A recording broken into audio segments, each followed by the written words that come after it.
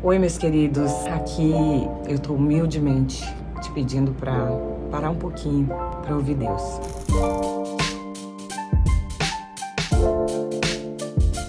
Eu já estava com o coração muito atribulado, preocupada com o futuro, como seriam as coisas, o que poderia acontecer.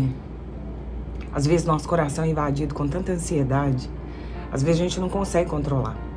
A gente é crente, a gente tem fé em Deus, nós comungamos de uma fé inabalável, porque mesmo nos momentos de maior desespero da minha vida, eu sempre criei no Senhor, eu sempre criei que Ele podia mudar a situação, ainda no meio de lágrimas, no meio de destruição, em meio a tudo isso. Eu sempre tive a certeza de que Ele tinha o controle e o domínio e que em algum momento Ele ia mudar as circunstâncias. E eu sei que você também deve ter essa certeza. Mas é tão difícil, né? Passar pelo processo. É tão difícil esperar acontecer aquilo que a gente vem aguardando. A espera dói, né? A espera faz com que a gente desanime às vezes. E hoje, quando eu comecei a ler Neemias no capítulo 6, a Bíblia diz que Sambalate, Tobias e Gesem, o árabe, e o resto dos inimigos, né? Eles mandaram um recado para Neemias. A Bíblia não diz que foi uma vez, eles mandaram 4 vezes o mesmo recado para Neemias. Quando Neemias estava reconstruindo os muros de Jerusalém. Não sei se você sabe, mas Neemias foi um homem, um copeiro, que descobriu que a cidade dele, que era Jerusalém, foi destruída pelos inimigos. Ele se entristeceu e à medida que ele se entristeceu, ele conseguiu que o rei ou o líder maior de todo o país naquela época desse a ele autoridade e condições de voltar para reconstruir os muros da cidade natal dele. Porque Neemias era um bom servo. E quando ele foi reconstruir, é claro que surgiram pessoas que começaram a cogitar contra, começaram a fazer de tudo para que ele não concluísse aquela obra, começaram a duvidar que Deus realmente poderia estar com Neemias para fazer aquilo.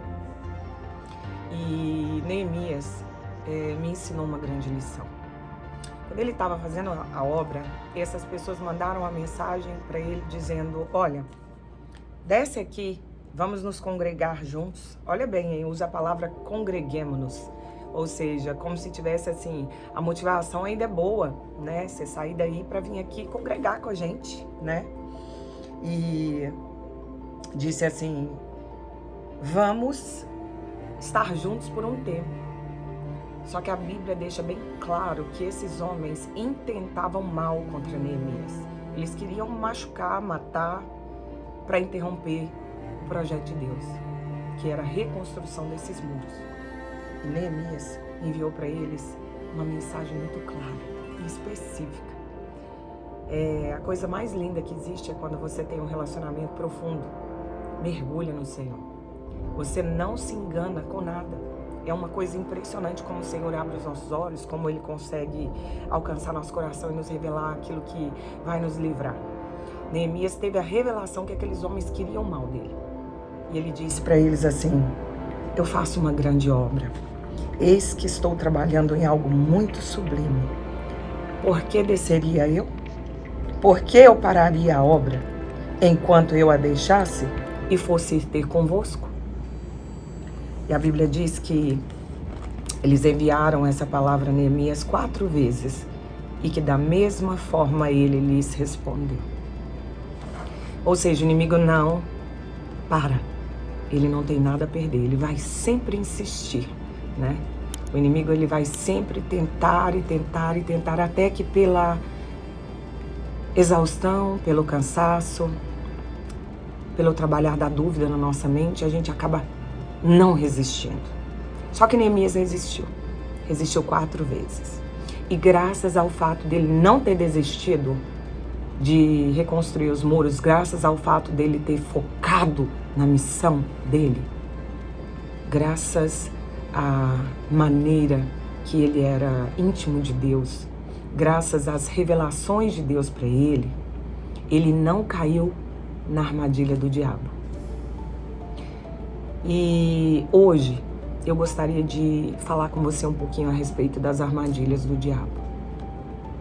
Todas as vezes que existe uma obra de Deus, alguma missão que Deus colocou no seu coração, algo que Deus pode alcançar muitas vidas através daquilo, você pode ter certeza absoluta que o contra-ataque, as armadilhas do inimigo, gente, a Lula tá aqui, tá brava. As armadilhas do inimigo, elas estão prontas, elas estão já todas arquitetadas para poder te fazer mal, para poder te interromper, te parar. É interessante que a Bíblia diz que o inimigo vem, senão para roubar, matar e destruir. Matar, roubar e destruir. Para pensar, matar, roubar e destruir.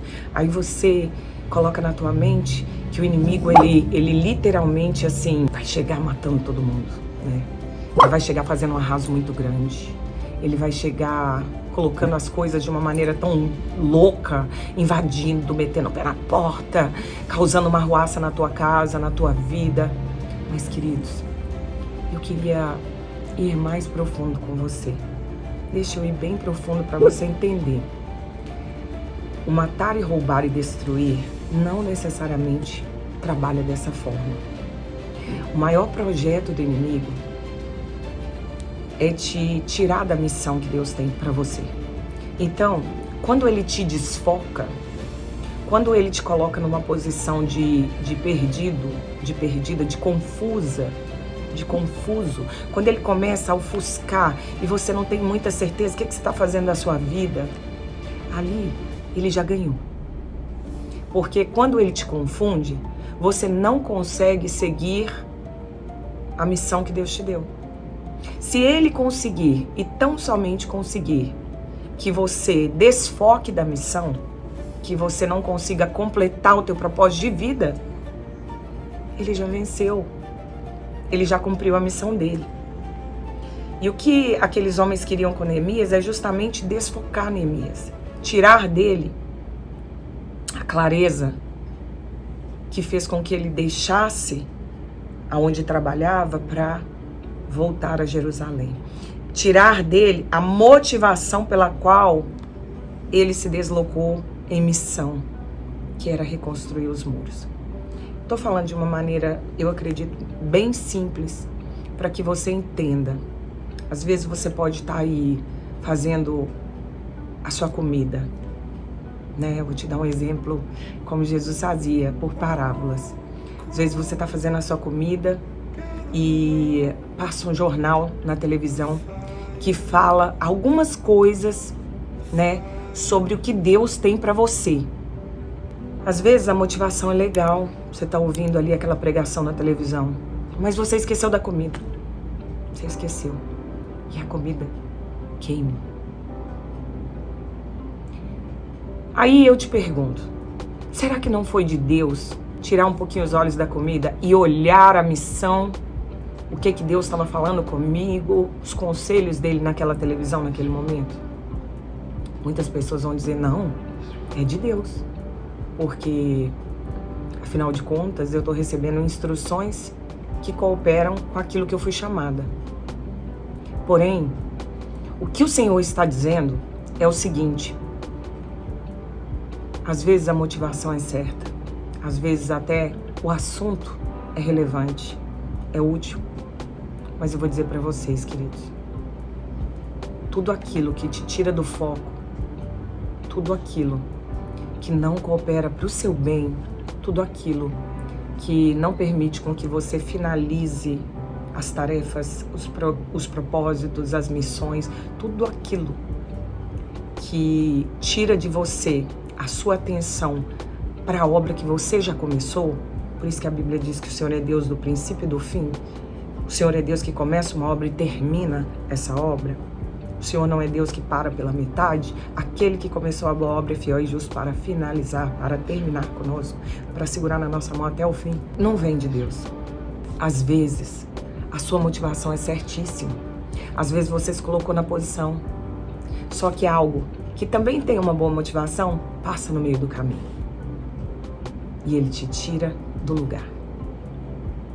Deixa eu te dizer uma coisa.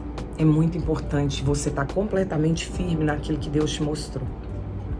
Deixa eu te contar um negócio. Sabe aquelas alparcas que os soldados usavam na época de Cristo? Elas eram rodeadas ali nos tornozelos daqueles homens. E elas tinham travas de metal embaixo, na sola. Assim como um jogador de futebol tem travas nas chuteiras.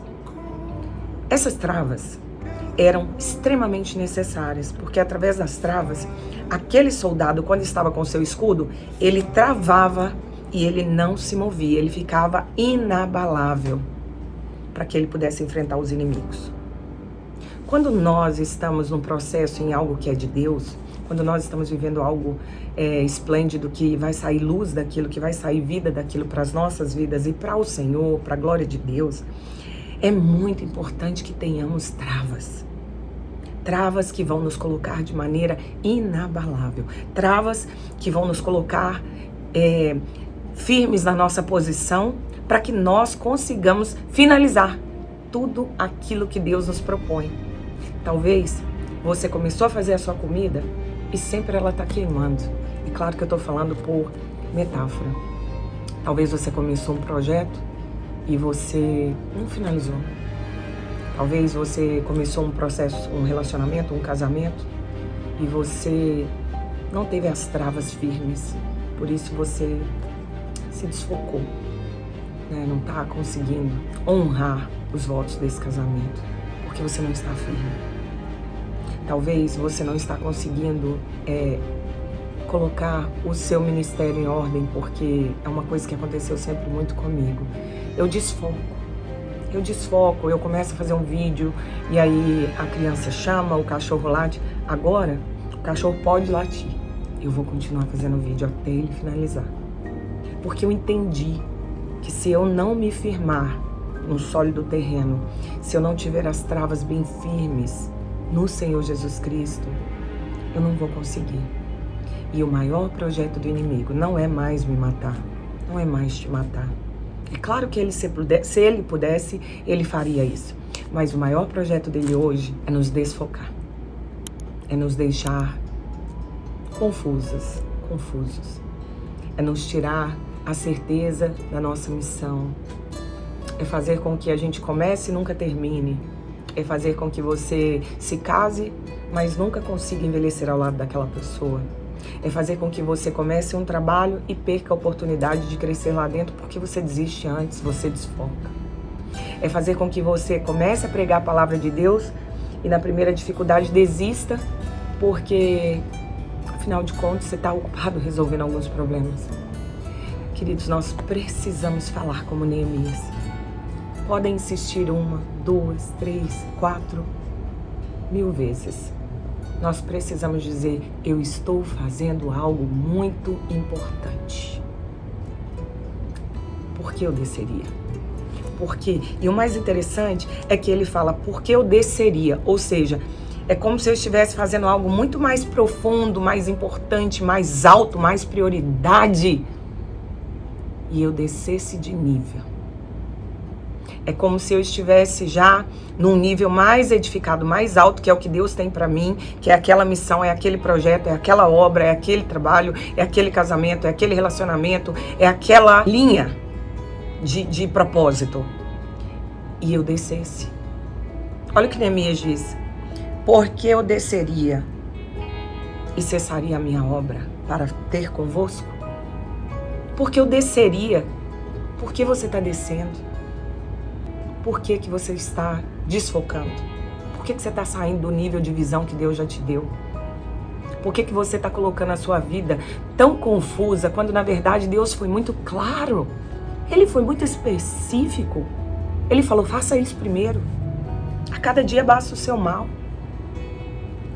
Faça isso. E depois Ele vai te dar as novas direções. Ele vai te dar as novas orientações. Olha como o Senhor fez com Neemias. Ele permitiu que ele fosse tentado tantas vezes para que a obra não acontecesse. Mas dependia de Neemias ter intimidade com Deus o suficiente para não se permitir se distrair. Às vezes você diz, eu estou me distraindo, porque talvez essa não é a minha missão. Talvez é para acabar mesmo esse relacionamento. Talvez é para eu desistir mesmo desse trabalho. Quando na verdade coube e cabe a nós entendermos e fugirmos daquilo que nos distrai. Coube a Neemias. Foi papel de Neemias impedir as distrações. Queridos, Deus não vai retirar as nossas distrações. Deus não vai retirar aquilo que tira o nosso foco. Deus não vai tirar você das tentações, pois Cristo tentado também foi. Mas o Senhor está disposto a te revelar o que Ele tem para você. E se você estiver mergulhado nele, ou mergulhada nele, você vai ouvir claramente a direção. E você não vai conseguir se distrair, nem que você queira. O caminho com o Senhor, através da oração, da proximidade dele, da busca. Gente, de verdade, é um caminho muito claro. É só você olhar aquilo que Deus quer que você faça e tudo que vier contra aquilo não vem dele. Ou você pode fazer o caminho contrário. Você pode olhar através da clareza da palavra e ter a revelação do que o inimigo quer naquela situação. E fazer exatamente o contrário. O inimigo, ele quer isso. Então eu vou fazer o contrário. Eu não quero fazer um vídeo muito longo. Eu espero que você, de verdade, tenha sido edificado e entendido a revelação do que eu estou falando. Existe uma responsabilidade muito grande quando nós dizemos assim: a vontade do Senhor é boa, perfeita e agradável. Você tem ideia da responsabilidade que quer dizer isso? Se eu estou dizendo que a vontade do Senhor é boa, perfeita e agradável, quer dizer que a nossa vontade é ruim, imperfeita e desagradável.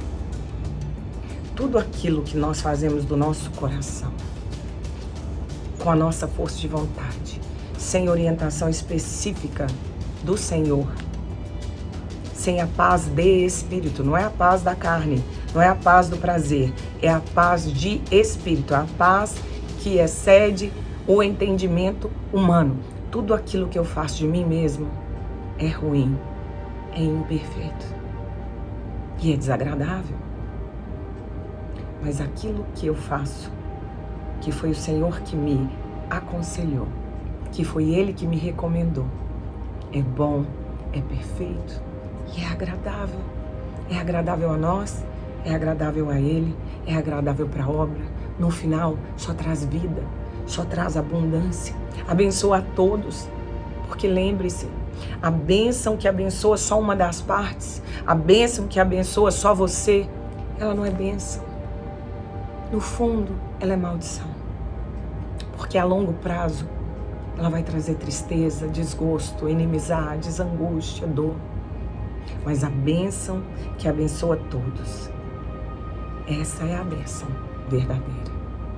Que você hoje possa ter a bênção verdadeira, o foco necessário, o direcionamento mais alto que você, para que você consiga alcançar e cumprir qual seja a boa, perfeita e agradável vontade do nosso Deus.